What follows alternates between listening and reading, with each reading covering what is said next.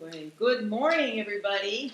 It's nice to see a full room here. This is wonderful. Welcome to the Allen Avenue Unitarian Universalist Church's worship. My name is Terry Grover. I am a member of the annual Pledge Drive team. Our mission calls us to celebrate diversity, encourage spiritual growth, and promote social responsibility while we travel and care for the earth. Each month, Allen Avenue supports a nonprofit organization whose mission aligns with our Unitarian Universalist principles. The Share the Plate recipient for April is College Guild, whose mission is to provide free correspondence courses that connect incarcerated people with a community beyond prison walls, fostering mutual respect through a shared passion for learning. To learn more about this organization, please go to the website linked in our order of service today. For those who are at home attending by Zoom, welcome.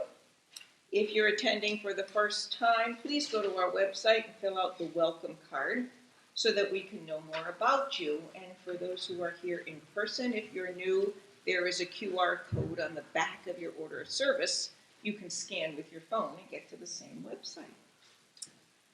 This morning's service is presented by members of Allen Avenue's Social Justice Committee and the Racial Justice Working Group. Lay-led worship is a tradition at this and many other Unitarian Universalist societies. At Allen Avenue, the worship committee, there we are, no? Either sponsors or presents one such service a month. We are so glad you have joined us. And now we will have the ringing of the bell.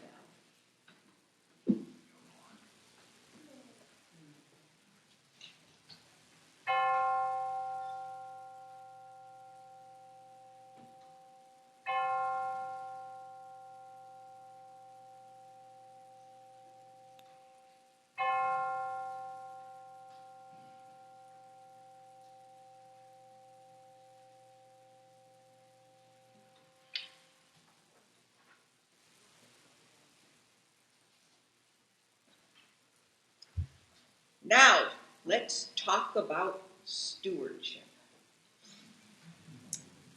This was left out of the program, so you're going to be listening to stewardship for a few minutes now. As I mentioned, I am a very happy member of the annual Pledge Drive team.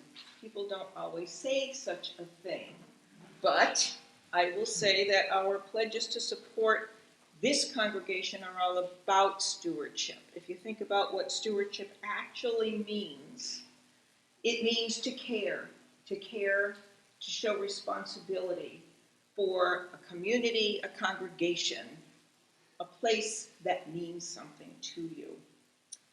We're responsible for its health, for its growth, for its future. And who exactly is responsible for this stewardship? There is only one word: us, you and me. All of us, every single one of us, who are members or friends, or who may become members, or who care about what happens here in this place. Now, some families are able to pledge many thousands of dollars a year to support our church. Thank you. We so appreciate you. Others, well, maybe not quite so much. Some people are at a point in their lives where money is tight and responsibilities are many. Others have saved and are at a stage of their lives where they have more options when it comes to how they spend their money and what values are reflected in that spending. I know, because I've been in both places. When we arrived at this church 34 years ago, dating myself, we had 3 young children, one still in diapers. That one, by the way, has her own baby in diapers right now. But I digress. To say that money was tight was an understatement, believe me. Our pledge was much lower than it is now. But pledge we did. Why? Because belonging to this community meant so much to us. It was enormous. It helped us to cope, to raise our children, thanks to Terrell and other people in RE. It helped us to make friends and to thrive. And now we have 3 amazing grown kids with 4 grandchildren, all children of their own. It's so important to us. And, you know, we've worked all our adult lives. We planned, we saved, and we can do things that we never could dream of doing in those days. One of them is supporting this church. So our pledge is larger, and it better reflects the value that we put in this beloved community. This community is here to support you and vice versa. It's what matters. We all matter. You matter. Don't forget it. If you have already submitted your pledge, thank you, thank you, thank you. We so appreciate it. If you haven't had a chance to get it done yet, however, there's a QR code on the back of your order of service if you're here in person, and you can scan it with your phone and get right to our very simple pledge form. If you're on Zoom, Vicki told me she was going to put it in the chat, so let's hope it is there in the chat, and you can also access it from our website, A2U2.org. If you are technically challenged, there are paper copies on the welcome table where you came into the church. So grab one and fill it in and mail it or put it in the treasurer's box. Now we are going to hear some brief remarks from Kathy Rasco on the video, which I'm told is working. And then I am very, very pleased to welcome Carol Jenkins to say a few words after that. Thank you so much. Hi, my name's Kathy Rasco, and I come to church because it's fun, and I enjoy singing and seeing everyone and being a part of the music.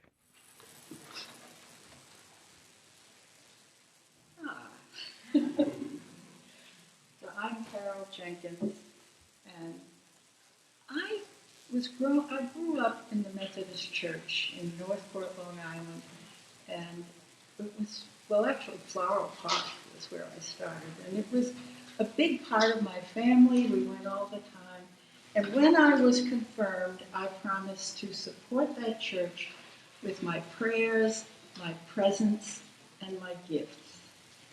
And that's sort of been my motto with that church growing up. And when I got to be in my mid-30s, and that church was not willing to support an open housing ordinance that my husband and I were working very hard to have passed, we left that church. And I was unchurched for a number of years and had no intention of ever going back to church. And then I had a friend who was studying to be a minister, and she remarked that there was a new minister at this church, and she had to interview that minister, and she wanted to come and hear a sermon. That minister was Mike Johnson. And we had planned to go out for brunch that morning, and she said to me, so you can either come with me, or I'll pick you up afterwards. And I said, I'll come with you. And so I came to A2U2 with her, and I never left. Much to my surprise, I keep saying to myself, are you sure? Is this what you really want to do? But I was hooked. There was something about the community here and being part of it that just made a big difference in my life and filled something that was lacking at that point. So I stayed, and I've spent the time over the years being on the board, being on the stewardship committee. I've ushered, I've told stories, I've worked at the fair, always at the White Elephant Room, because you never know what you're going to need, and you can find it there every time you look.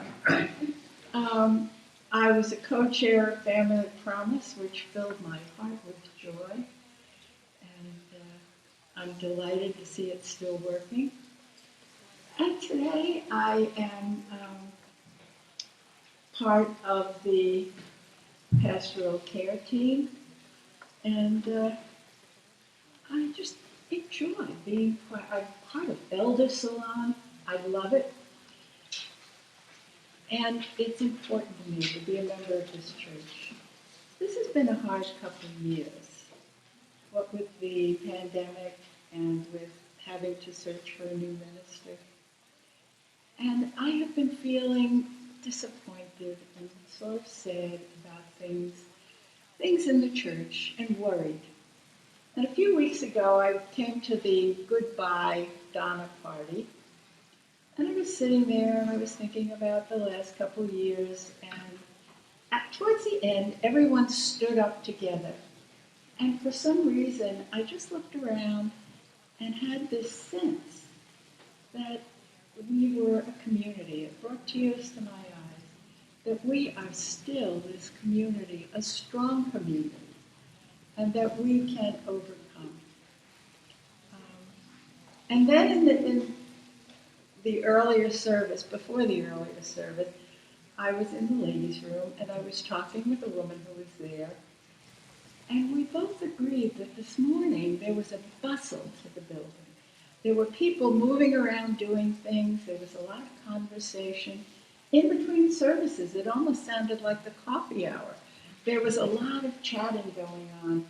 And we agreed that we are coming back to life. And we are a strong, strong congregation. And in order to remain strong, we all have to be here with our prayers, our presence, and our gifts. And this is the time to think about our gifts, because without the stewardship campaign, we wouldn't have anything. So that's my story of why I'm here and why I'm here this morning.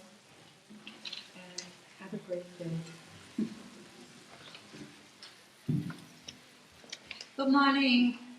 I'm Mary Bainbridge. I'm a member of the Social Justice Committee, and I also serve as the Muslim liaison to the Wabanaki Alliance Coalition, and I'm honored to light the chair list today. In the first service, I had Gary help me. I don't know if I can follow his act, but I'll try.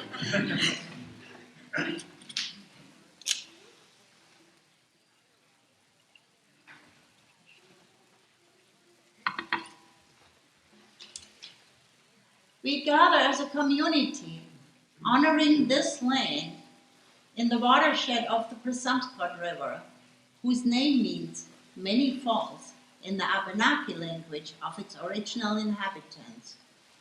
400 years ago, there was an Abenaki village down at Presumpscot Falls, only 1 1/3 miles from our church grounds. We gather on ancestral Wabanaki land, on land that was stolen by settler colonialists and claimed by right of conquest. We commit ourselves to a process of decolonizing, of learning the painful historical truths, of working toward greater understanding and reconciliation, of becoming allies to the Wabanaki tribes, who are still crying out for justice and self-determination.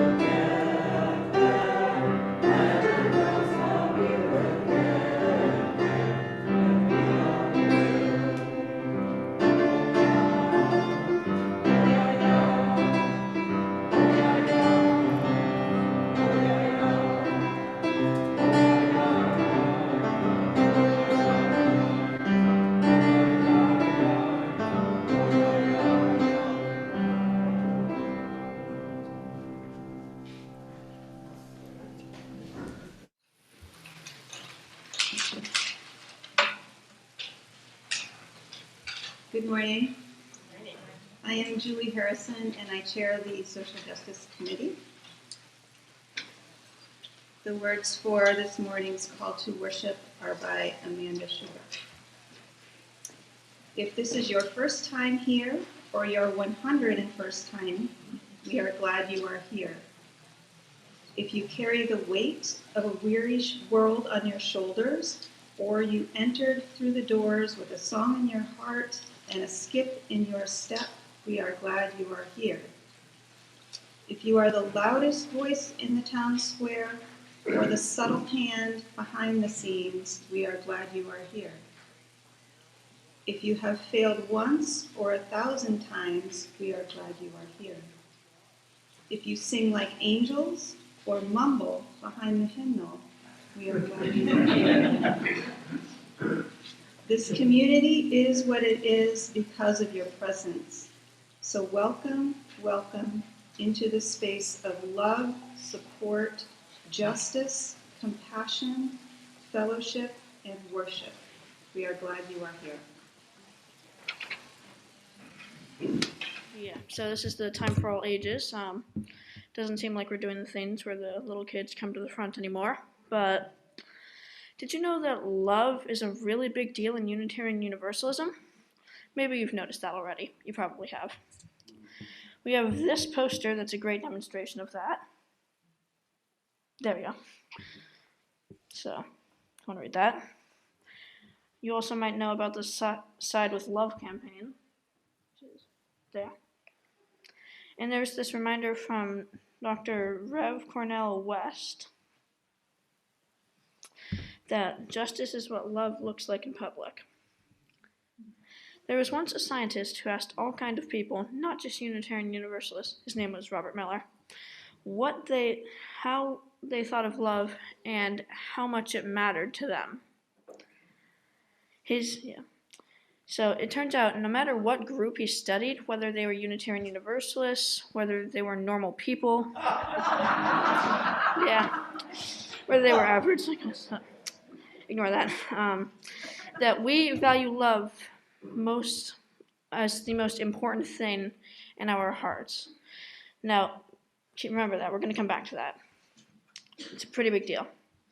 Another big part of Unitarian Universalism is our principles. They're at the core of our values, at the core of our hearts, and they're just really important for us.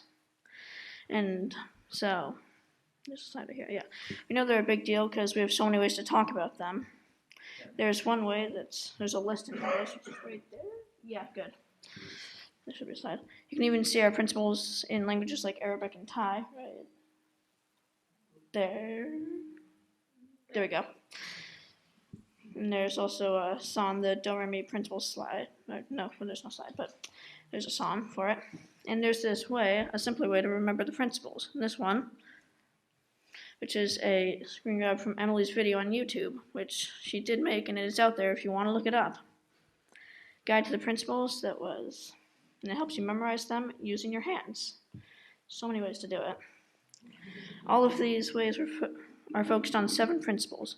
When Unitarian Universalism came to be in 1961, we only had 6 principles. It was in 85 that we proposed the 7th, and in 1987 that it was officially added. One way to originally imagine the principles, suggested by, never can pronounce this right, Reverend Barbara Wells Ten Hove. It's called a keystone arch.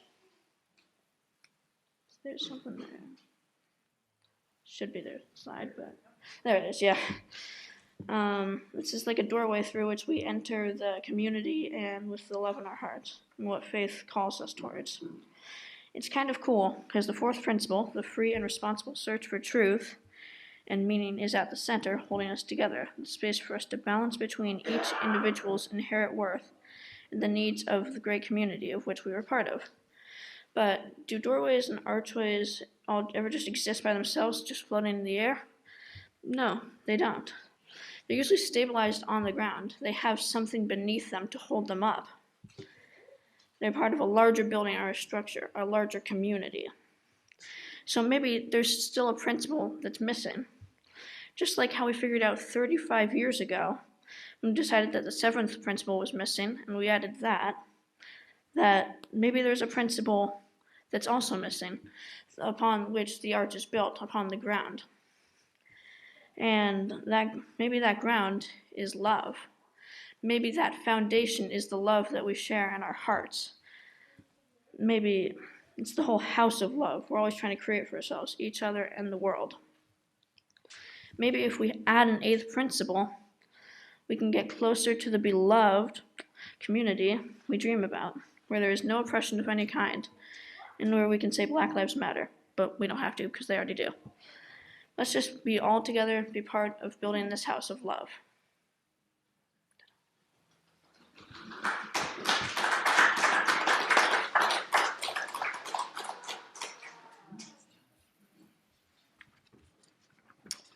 And for all of our joys and sorrows, let us take a moment of prayer. Love is our greatest purpose. We affirm that love is our greatest purpose. Accepting one another is the truest form of faithful living. The search for truth is our constant star. We pledge our hearts, minds, and hands to challenge injustice with courage, to find hope in times of fear, and to live out our Unitarian Universalist values.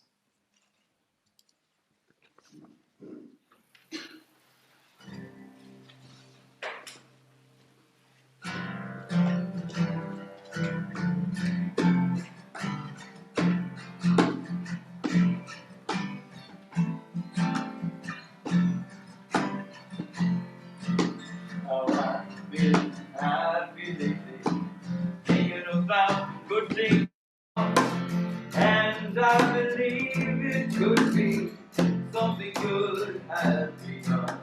Oh, I've been smiling lately, dreaming about the world as one, and I believe it could be someday it's going to come. But out on the edge of darkness, there rides a peace train. A peace train, take this country, come take me home again. Now I've been smiling lately, thinking about the good things to come, and I believe it could be something good has begun. A peace train sounding louder, ride on the peace train. Come on, a peace train. Peace train, holy roller, everyone jump on the peace train. Come on, a peace train. Get your bags together, go bring your good friends too, 'cause it's getting nearer, it soon will be with you. Come on and join the living, it's not so far from you, and it's getting nearer, soon it will all be true. Oh, peace train sounding louder, glide on the peace train. Come on, a peace train. Peace train, holy roller, everyone jump up on the peace train. Come on, the peace train. How I've been crying lately, thinking about the world as it is. Why must we go on hating? Why can't we live in bliss? 'Cause out on the edge of darkness, there rides a peace train. Peace train, take this country, come take me home again. Peace train sounding louder, ride on the peace train. Come on, peace train. Peace train, holy roller, everyone jump upon the peace train. Come on, come on, come on. come on, peace train, yeah. Yes, it's a peace train.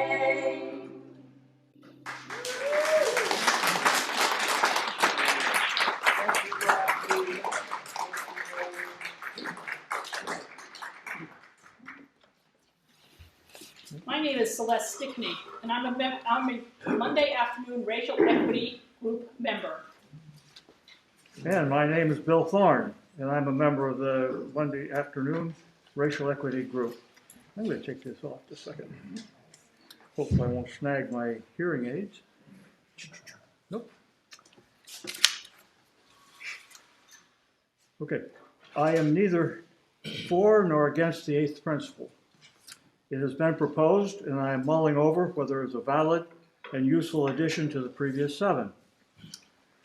The eighth principle states that, quote, we, the member congregations of the Unitarian Universalist Association, covenant to affirm and promote journeying toward spiritual wholeness by working to build a diverse, multicultural, beloved community.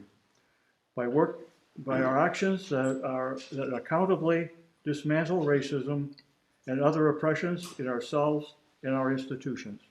End quote. In an effort to deepen my understanding of the eighth principle, I researched material published by the UUA. In sharing what I discovered, my aim is simply to highlight some of the work, ideas, and concerns that led to the drafting of the eighth principle. The following questions and answers are direct quotes from the UUA eighth principle website. Where did the eighth principle come from originally? The eighth principle came from a feeling that we need something to renew our commitment to this work, to hold ourselves accountable, and to fulfill the potential of our existing principles. The work referred to includes fighting racism during the 1960s civil rights movement, and passing a resolution in 1997 at General Assembly to become an anti-racist, anti-oppression, multicultural organization. Work was started on this, but the funding and support started to wane in the 2000s. Our accountability mechanism failed us. Why now? Recent problems in the UUA with its hiring practices, especially related to whites being hired over highly qualified Latinx candidates, resulted in the resignation of the UUA president. Also, the new Jim Crow, police violence against people of color, recent Supreme Court decisions on voting rights and affirmative action, and the election of Donald Trump. Why the UUA in the USA? Whiteness and chattel slavery, structural racism, were invented in the US. Unitarians originally were largely from the New England, European, American elite, often did not treat Native American peoples well, and benefited from slavery. After the Trayvon Martin verdict, many UU ministers said nothing in church. Why single out racism? At a global level, this would not necessarily make sense. But in the USA, racism stands out. Women and LGBTQIA+ are well represented as ministers, staff, and UU members, and we need to work toward the same for people of color. What is beloved community? The beloved community happens when people of diverse backgrounds come together in an interdependent relationship of love, mutual respect, and care that seeks to realize justice within the community and in the broader world. What does it mean to be accountable? White UUs hold themselves accountable to communities of color to make sure whites do what they say they will do. Our existing 7 principles imply this 8th principle, but do not explicitly hold us accountable. Let's make our actions match our values. Okay, as I mentioned at the start, this was taken from the UUA 8th Principle website, which has a link to other information. Thank you.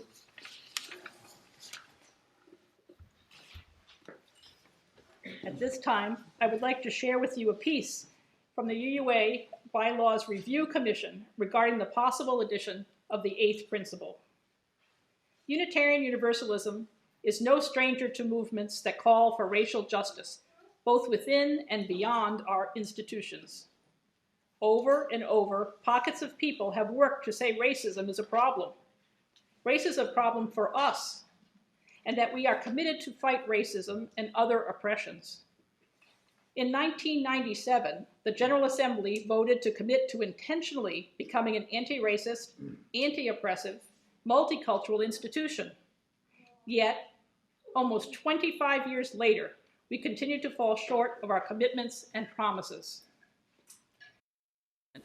Namely, that anti-racism and anti-oppression must be central to congregational life and our community building. The mammoth project of fostering conversations within congregations and other communities, and then calling on those communities to make an explicit statement in the form of the 8th principle, has become a true groundswell within Unitarian Universalism.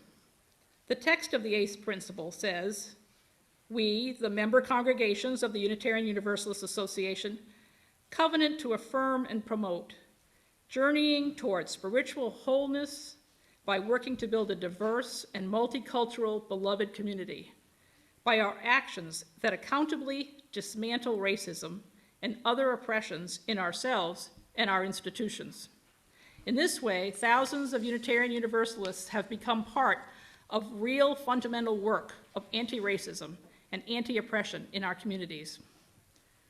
The process of examining and possibly revising Article 2 of the UUA bylaws is a scheduled effort by the UUA board, demanded by the bylaws themselves.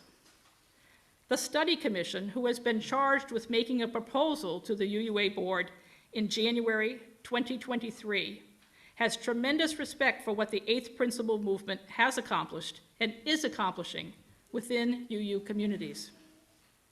More than the language of the 8th principle itself, we are moved by the ongoing conversations about what it means to be accountable to each other, and how we must, through our actions, take on the work of anti-racism and anti-oppression as an inextricably part of our UU faith.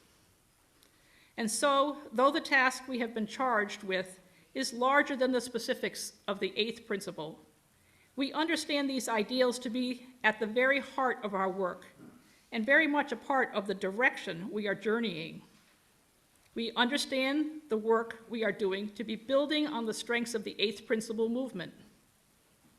Whatever flowers grow from the process of engaging UUs in reimagining, the seeds sown by the 8th principle will surely bloom brightly. Here ends our first reflection.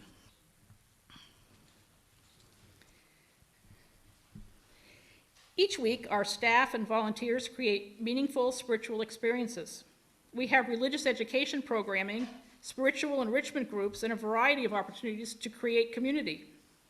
The funds we receive support all we do, and 1/3 will be shared with the College Guild.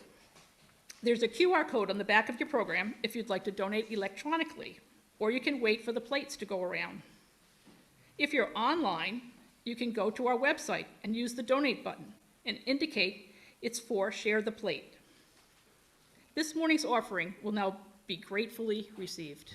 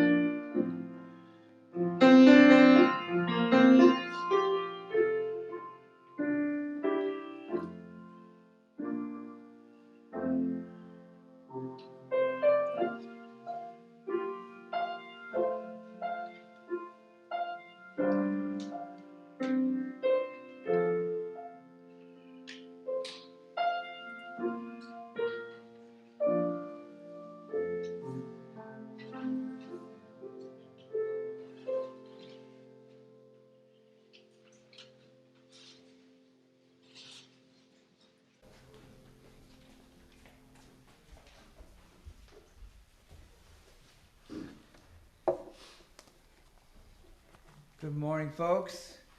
My name is John Howard, and at the end of my reflection, I have to remember to give a little announcement we forgot.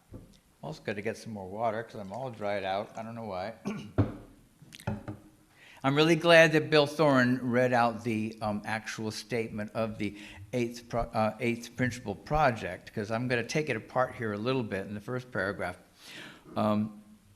The eighth principle project invites transformation. The statement at the heart of the eighth principle project is the promise of action to accountably dismantle racism and other repressions. It's very specific. It is a verb, dismantle, with two objects, racism and other repressions, and it comes with an adverb, accountably. This action step is the goal of a larger journey towards spiritual wholeness, which aligns with our own congregation's goal of building beloved community. I imagine that many of us resonate with those ideas, a journey towards spiritual wholeness and beloved community. But then some of us may balk at the specific goal of dismantling racism. There are practical worries and personal misgivings of a more emotional kind. My personal misgivings about the eighth principle project are about being asked to change, and I'm not sure I want to change. Any change comes with a cost, so rather than be ambushed by the price tag later on, it makes perfect sense to examine what this change might cost right at the front end. It will probably be uncomfortable at times.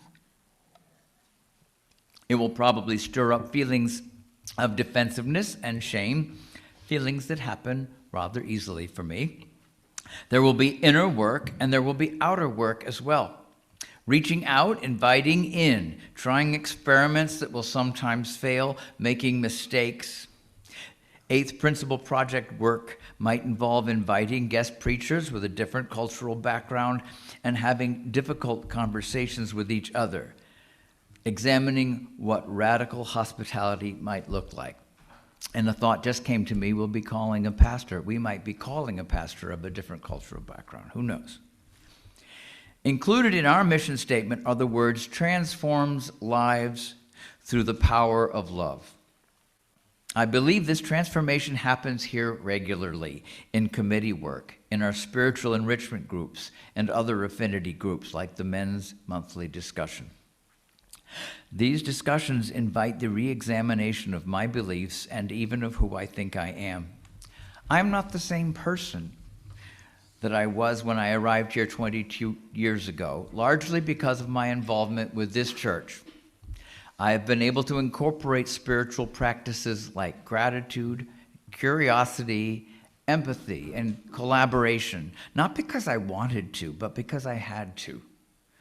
This business of being in community requires us to change.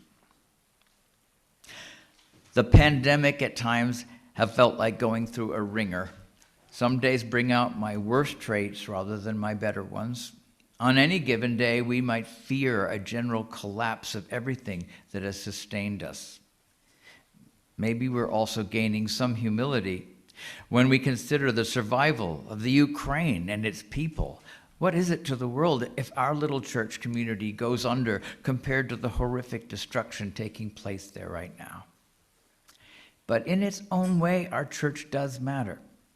The particular and the local mirror the global, and because we believe in the inherent worth and dignity of all. We have survived, and perhaps we are stronger now individually and collectively. I'm ready to believe that transformation can happen.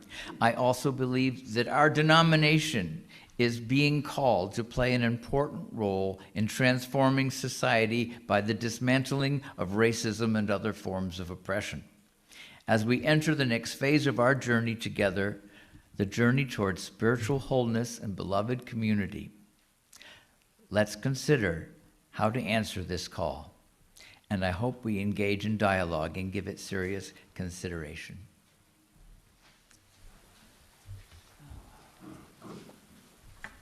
Good morning. I'm Mary Michaels.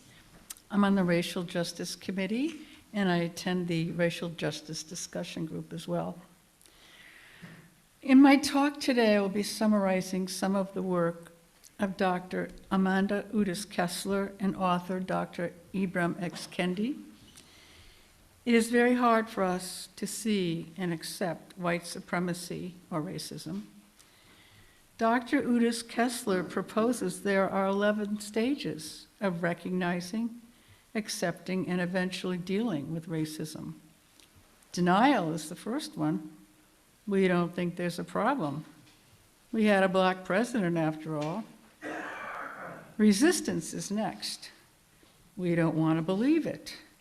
We don't want to see what's going on. Then there's discomfort. Are we bad people? Are our successes due to our own hard work, or did we get preferential treatment? We may become defensive. We aren't like that. My family didn't own slaves. Then we may feel guilty. We do benefit from white supremacy, and we know we could do more to fight racism. We may become afraid. We don't want anyone to catch us saying anything racist, or God forbid, do we have to call people out? So we may become immobilized. After all, what can we do? We have good intentions, but how much can we accomplish? We can become angry. We can see the hurt and know that it's hard work to overcome racism. Every time the country takes 2 steps forward, it seems to take at least 1 step back. We may become sad. What people have endured is terrible and horrific.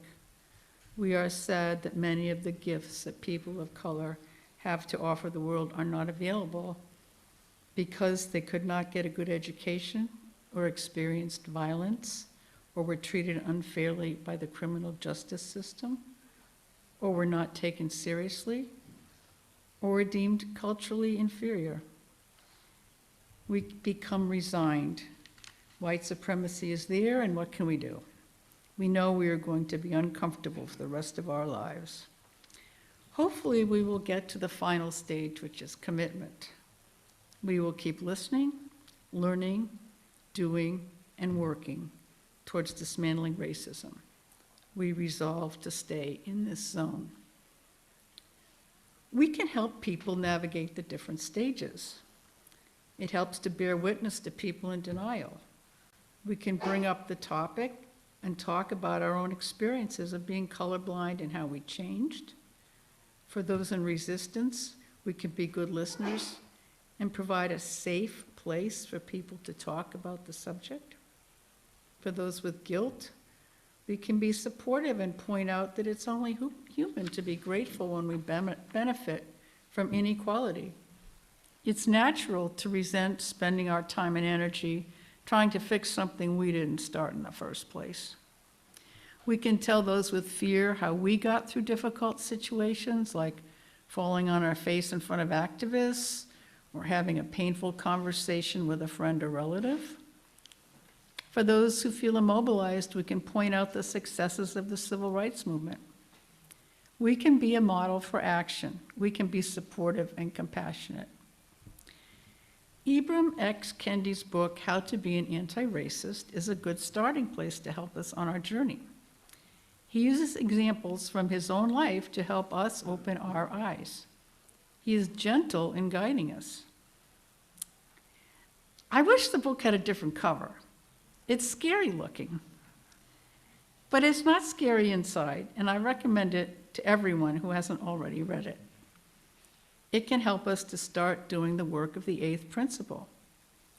Kendi chronicles his own racist, sexist, and homophobic beliefs in different chapters. Yes, he had those beliefs. He was a work in progress. When he shows us his blindness and mistaken beliefs, he helps us to open our eyes to our own. We have to be aware of the problem before we can work to fix it. He has established a Center for Anti-Racist Research at Boston University. Here are some of the steps he says we can all take to eliminate racial inequality.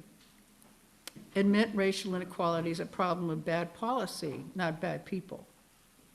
Identify racial inequality in all its intersections and manifestations. Investigate and uncover the racist policies causing racial inequity. Invent or find anti-racist policy that can eliminate racial inequality. Figure out who or what group has the power to institute anti-racist policy. Disseminate and educate about the uncovered racist policy and anti-racist policy correctives. Work with sympathetic anti-racist policymakers to institute the anti-racist policy. Maine has an example of this work. Maine now requires racial impact statements to evaluate the effect of legislation on disparate populations.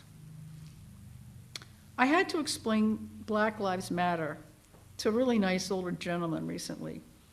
He said, "Why not all lives matter?" I told him it was because to so many people, Black lives didn't matter. We have to say it because it was becoming obvious, finally, sadly, to white people, what Black people had known all along, that Black Lives Matter had little or no worth. We have to make the point of saying Black Lives Matter. This is just my opinion, but I see the eighth principle in somewhat the same way. We can't just assume that we have covered all the bases with the 7 principles.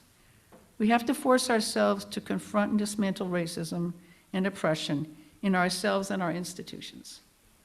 Thank you and amen. Let's take some time to contemplate the promise and the practice. Let us open our hearts and still our minds and enter a time of prayer. Let us call forth and hold in our hearts the stories of all who have come before us, the memories of those who are with us today, and the hope for tomorrow and for all of those who will come after us. Let us be thankful for this opportunity for healing, forgiveness, and reconciliation, while knowing that we can never and should never forget what has brought us here today. Let us be glad that voice not only has been given to those whose sorrow and pain were their companions in this faith, but that the stories told by those voices have been received with a goal of redemption and understanding.